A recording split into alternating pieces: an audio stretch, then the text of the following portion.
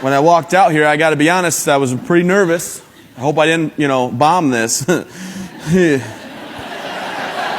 Because last time what happened? So on the screen, you were going to see my best friend, my wife Kelsey. She winds up telling me with excitement and fear that she's pregnant. 9 months go by, and my daughter's born. And the reason I know that my wife is the best in the world is because when I looked at my wife and I said, what do you want to name her? You think Madison or Avery?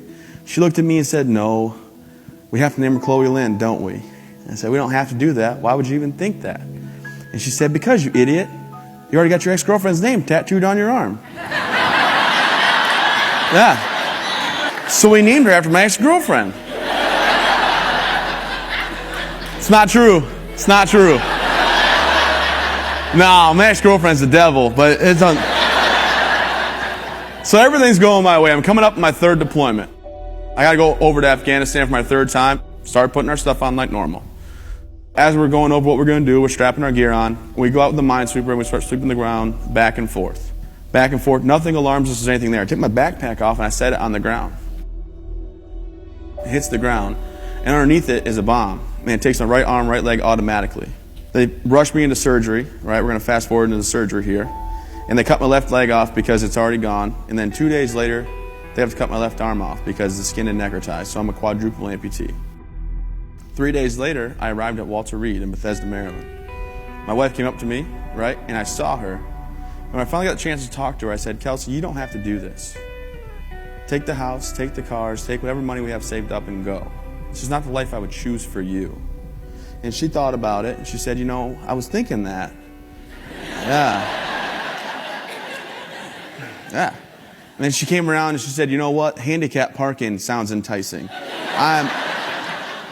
I'm going to stay. But if you can imagine, she actually at 23 and I'm 25 and our daughter's 6 months old said, you know what? I'm going to be here. We're going to get through this together. So I'm at Walter Reed and I'm trying to recover. And I had to find motivation. But I find motivation in my wife and my daughter. And all of a sudden, there's a brotherhood at Walter Reed. A robot walked into my room. And the first thing out of this guy's mouth was, hey, man, welcome to the club. I said, I want to be in your club. He said, kind of late now, don't you think? I said, oh, you got me there. And his name was Todd Nicely. He showed me that with hard work and determination, I could walk again. And two things went off. Number one, this guy showed me the way that I can get better. I can still be there for my family. And number two, he's a Marine. And if a Marine can do it with how dumb they are, So the things I wanted to accomplish, I wanted to be able to feed myself again. I wanted to be able to pick a fork up and put food in my mouth. You see, I couldn't do that for 5 weeks. At 5 weeks, I was out of my recovery stage enough where I was healed up and I could grab a fork. I also was tired of sitting in a wheelchair. I thought, you know what? I want to be able to walk again. So 7 weeks and 4 days into my recovery, I took my very first steps at Walter Reed. It was very painful. It was not easy. And as I was walking around the track, they said, you'll walk 1 lap today. And I went ahead and walked 3 laps that day. And when I got done, I sat down, took a breather, and realized this could be something that I do. Now the next thing, ladies and gentlemen, is my hand. And this thing's the coolest thing in the world. On the screen, you're going to see the most important hand that I own, right there. It's not the one I'm wearing. No, that one. That one's called a Greifer. That hand is in a Crown Royal bag on the top shelf of my closet. Yeah, and nobody touches that hand because that hand closes 25 pounds of pressure. And you see, my daughter is 7 years old. Yeah, in 9 years, Johnny's going to come knocking at the door. And he's going to be like, hey, bro. Like, did you just bro me, Johnny? That's 25 pounds of pressure. He's like, oh, dude, that hurts. Johnny, there's no strike 2 and 3. This is 2 and 3 right here.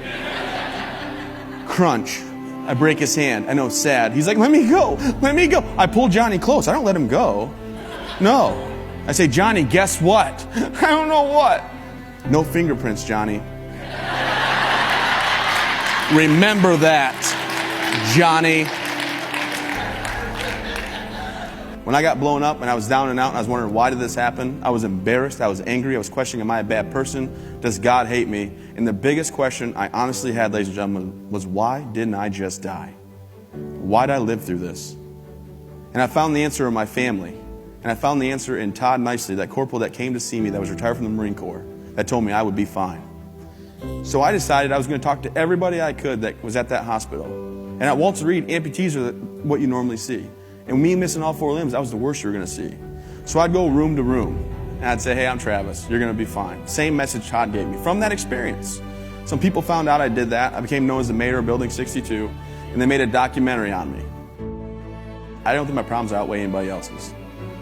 I am fortunate to live in a nation where I can wake up in the morning with no arms, no legs, strap my legs on, right? Throw my arm on, go in the elevator and go out and live life to the fullest. Take my wife and my daughter wherever we want to go. The 2 life lessons that I have learned that I want you to go and pass along to everybody that you meet is, number 1, don't dwell on the past. I learned that because when I was sitting in my hospital bed, closing my eyes and wishing that this did not happen, I realized you're not going to change the past. I can't change what happened yesterday, and I can't change what happened 6 years ago in Afghanistan. So I reminisce the 25 great years I had with legs and arms, and I've had 6 pretty great years without it. But with that experience and so many more, you can't always control your situation. But I can always control my attitude.